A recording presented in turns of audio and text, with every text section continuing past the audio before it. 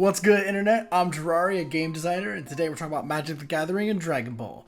For those of you coming back to the channel, you know the drill. For the new folks, we'll be designing a character from the Dragon Ball universe as an MTG card with a few caveats, like it's setlist design, it's only my take, and we'll cover the relevant design topics as needed in this episode. So with that out of the way, who are we talking about today?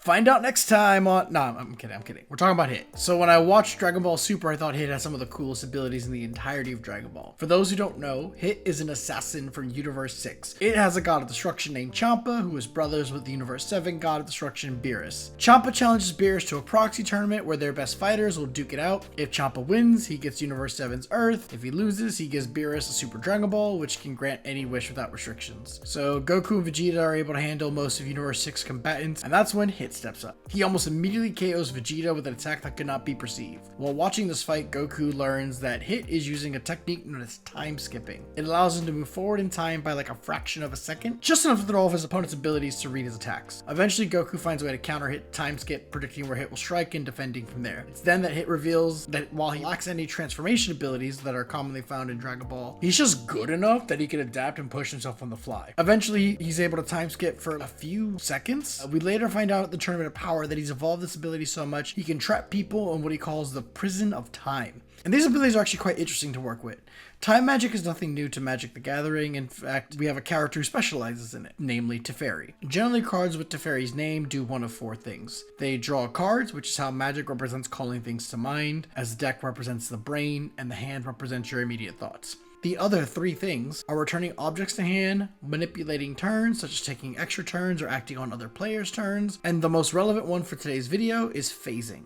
For a character like Kit who can jump through time, maybe giving him Flash or something would be the easy low-hanging fruit, but I think phasing, which is a form of time and space magic, gives us some really interesting design space. So let's start there as we design Hit. He's the Universe 6 assassin, so we'll start with the creature type this time. He's an assassin. That's it. This also helps us give a color identity since assassins are primarily found in blue and black, Assassin's Creed cards notwithstanding. I think since Hit is always cool and in control though, this color pairing works really well here. As for our keywords, he does kind of one-shot things with his time skip ability, so we'll give him Death Touch and First Strike as a nod to him making the first move with time skip. We could also maybe give him Flash for the blue, but I think that might push up the power of this card too much, so we'll hold back on that. So let's talk about what Hit does.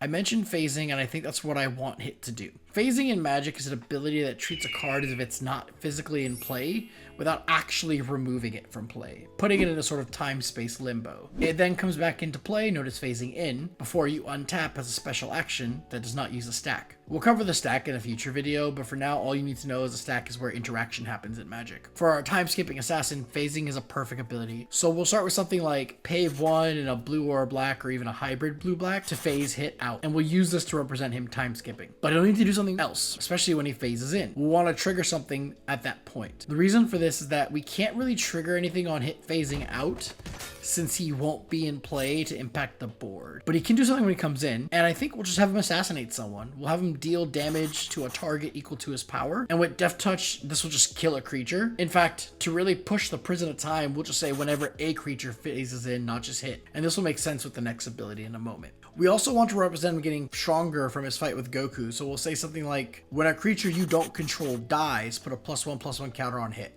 And this represents him pushing his time skip ability further every time he uses it. I've gone back and forth on how to represent the prison of time, but I think given our ability to deal damage when things phase in, let's go ahead and allow Hit the ability to phase out other creatures as well, not just himself. This will represent him trapping them in the prison of time, and will make it cost a little more than the other one, so like a blue and a black, and target creature phases out, and activate only if your power is 6 or greater. I'm choosing 6 here because Universe 6, it could be 7, it could be 5, This is one of those things you would figure out with playtesting. A few notes about this card though. Right now I allow you to deal damage to any target when something phases in, and this could be really powerful with a lot of infinite mana combos found in blue-black, though since you also need a turn and a body to phase out, it could be balanced. I also like this wording because it kind of punishes Teferi's protection, which is in a color we can't access, and there's no real counter for it, aside from counterspell, I guess. In blue, there's only 2 mass phasing cards, Teferi's Realm and Teferi's Veil, and Veil is kind of wonky and requires a board state, so this is probably fine.